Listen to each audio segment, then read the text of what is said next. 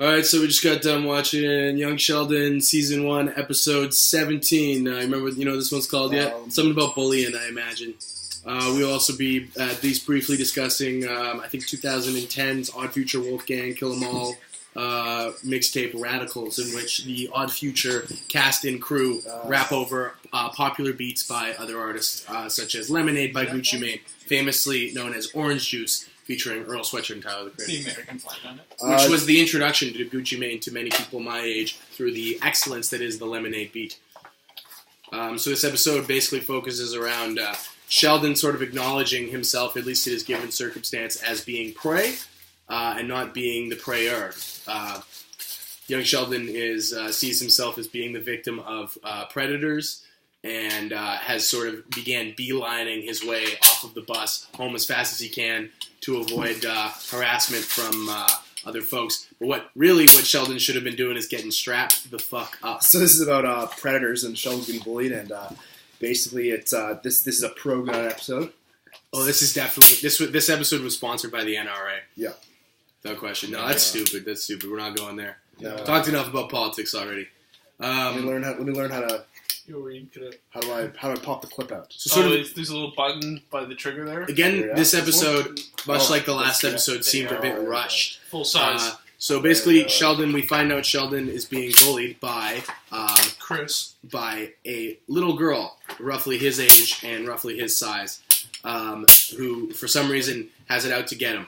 And this episode, you see, George Sr. goes to confront this little girl's dad, who's played by what's his name? Mike from Mike and Molly, another Chuck Lorre and show. then also the name of this episode, actually, the name jogs memory. It's called Jiu-Jitsu, Bubble Wrap, and Yoo-Hoo. Right. Episode starts off, Sheldon's talking about predators, talks about natural predators in the world, talks about the Predator film, which would have came out probably 87. Was it 87? Must have been 87. Recently, it's recent in the pop culture. Yeah, recent in the pop culture before this takes place. He starts wearing bubble wrap under his clothes, doesn't want to get beat up. Right. And that's super dumb. He says when he's getting beat up, all he wants to do is go home and drink a Yoo-Hoo to feel better. And much like in high school when I was bullied, I would go home and I would turn on Odd Future Wolfgang Kill 'Em All, and that was sort of my bubble wrap. His bubble wrap would protect him, and for many of us high school, middle school students at that time, we listened to some killer rap. Yeah. Some thug shit. Some thug shit, yes. But the thing is, the Odd Future guys, they were like us in reality. They were sort of, they liked, comic books and colorful colors and donuts and skateboarding and Simpsons references. and everything. It's internet culture. Yeah, internet culture. And basically, Sheldon doesn't complain to his parents. They see him wearing the bubble wrap. They confront him. George Jr. finds out it's the little girl, tells the parents. George Sr. goes over there and says, "Hey, your daughter's doing this," and he's like, "Oh, did your wife send you?" And then they exchange. He's getting chuckled in his face by Mike of Mike and Molly. And then Sheldon's mom ends up confronting the mom, and they have a verbal cat fight. Yes, for sure, at the bowling alley. Where this little girl's mom works at the bowling alley, where Mima is often seen to hang. And as they're going sort of toe to toe, mom to mom about this bullying problem, you find it's like an airsoft then, or they bring Mima into the fold because she says, "Well, you're complaining about my daughter. Why don't I get your mom and tell her about what her daughter's doing? Harassing me while I'm at my place of employment." And Mima kind of goes like, "Ah, shit, I don't want to compromise my bowling thing," and kind of throws Sheldon's mom, her daughter, under the bus. You could definitely. So this very quickly results in.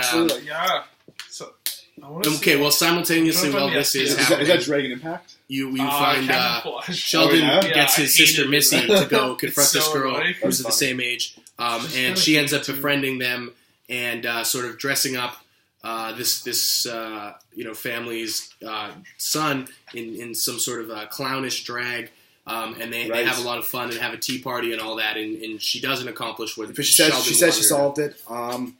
This is another shit episode. Nothing episode. Now there was one aspect of this episode I really liked, and it was sort of this father to father male camaraderie I found to be incredibly charismatic.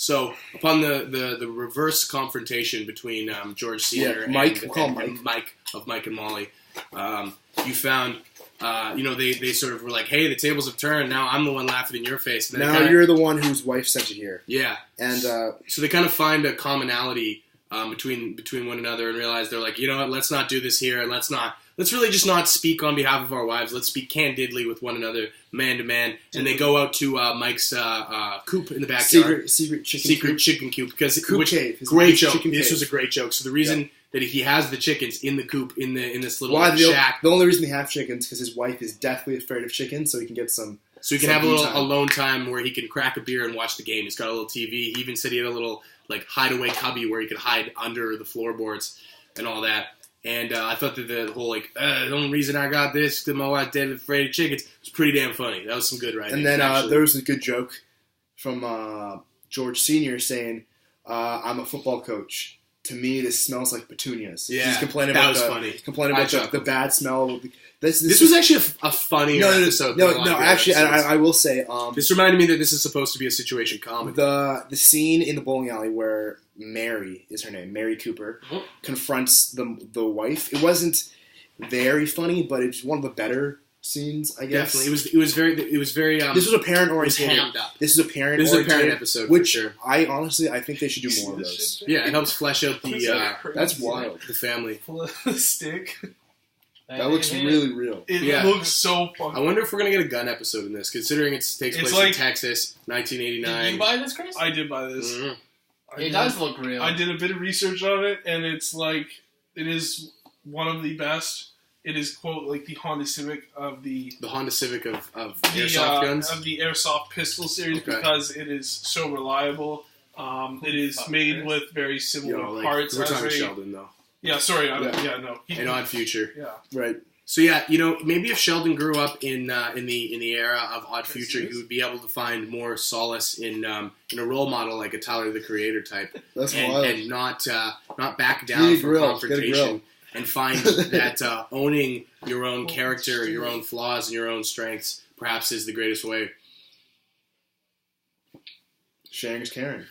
Exactly. So yeah, this episode ends fantastically unceremoniously with Sheldon once again running in fear as the prey that he self-defines as away from this little girl. This is a non-closure episode. Yeah, it's another one. It was a waste. It was a waste of a.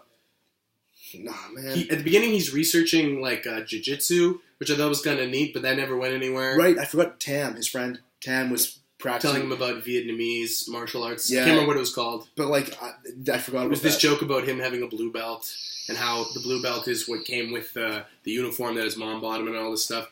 And this episode was weak as fuck. But Radicals by Odd Future is a pretty important record. I would highly recommend, especially for anybody in high school who's thing that's good about weed for the first time. The thing that's good about young Sheldon, I guess, is the fact that since this is season 1, it's been renewed. Yeah. There's currently a bottomless limit of episodes. So it's fine if there's a few wasted episodes because we know there's going to be more. Exactly, we're not going to be left with this sort of like. We're not. This isn't some Last Jedi shit. There's nothing but room to grow. Exactly. This is one of the safeties. This is the first Jedi. It is, yeah. I think with that we're done, right? Yeah, I'd say so. All right, well, thank you for watching, and, Fire? No, it's just one of we're going to keep doing this. Thanks for watching.